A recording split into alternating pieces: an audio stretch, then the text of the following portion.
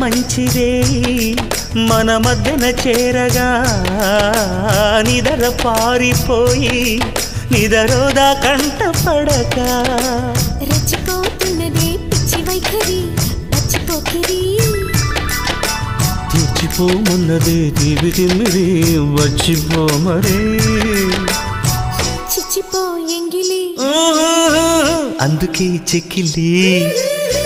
అచ్చట ముచ్చట తొంగి చేసే జాబిలి బాగున్నావే